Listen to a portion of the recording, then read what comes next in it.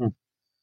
मुख्यमंत्री समृद्ध पंचायत राज अभियान आंधळे अंतर्गत महाराष्ट्राचे लोकप्रिय नेतृत्व माननीय जयकुमार गोरेभाऊ ग्रामविकास तथा पंचायत राज मंत्री महाराष्ट्र राज्य यांच्या वाढदिवसानिमित्त ग्रामपंचायत आंधळी यांच्या वतीने भव्य रक्तदान शिबिराचे आयोजन करण्यात आले होते। या शिबिरासाठी प्रमुख उपस्थिती माननीय सोनियाताई गोरे यांनी लावली व या अभियानामध्ये येऊन सर्व ग्रामस्थांचे भरभरून कौतुक केले। तसेच या शिबिरामध्ये रक्तदानाचे महत्त्वही पटवून दिले। या शिबिराबद्दल बोलताना सोनियाताई गोरे, आज आंधळी या गावामध्ये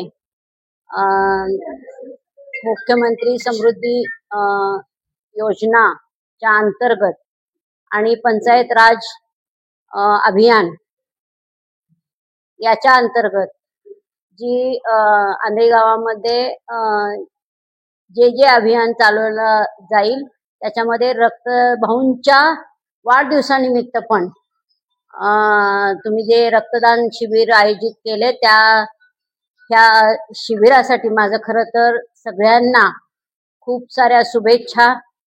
रक्तदान हे आरोग्याच्या दृष्टीने खूप चांगलं दान, सगळ्यात श्रेष्ठ दान जे आहे ते आपण करतोय आणि त्याच्यासाठी तुम्ही योगदान देताय। त्याच्यासाठी तुम्हाला पहिल्यांदा सगळ्या या आंधळी गावातल्या सगळ्या लोकांना ज्यांनी रक्तदान दिले त्यांना मी खूप साऱ्या शुभेच्छा देते आणि धन्यवाद करते की तुम्ही दरवर्षी दर वेळेला या अभियानामध्ये भाग घेता। याच्यासाठी तुमचं सगळ्यांचं कौतुक।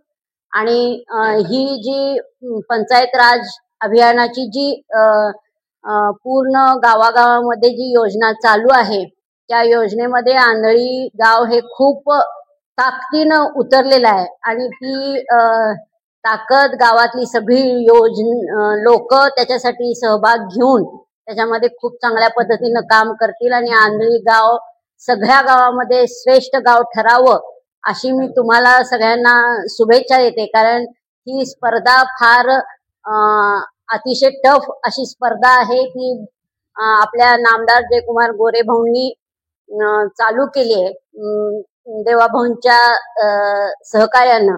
तर ती योजना आहे ती आता आपल्याला खूप चांगली या मान तालुक्यामध्ये, खटाव तालुक्यामध्ये ठळकपणे उठून दिसावी अशी ही योजना आपल्याकडं आपल्या आरोग्याच्या दृष्टीनं, आपल्या विकासाच्या दृष्टीनं आणि आपल्या सगळ्या चांगल्या आपलं प्रगती होण्याच्या वाटेनं आपण वाटचाल करतोय। त्याच्यासाठी आपण यामध्ये भाग घेतोय। भाऊंनी त्याच्यासाठी खूप चांगले स्वतःच असं तुम्हाला योगदान दिले, सहकार्य केले आणि त्या योजनेसाठी आपण सगळ्यांनी ताकदीनं उतरावं, चांगल्या पद्धतीनं या अभियानामध्ये भाग घेऊन आपलं आंधळी गाव जितकं जास्त वरती श्रेष्ठ ठरेल अशी तुम्ही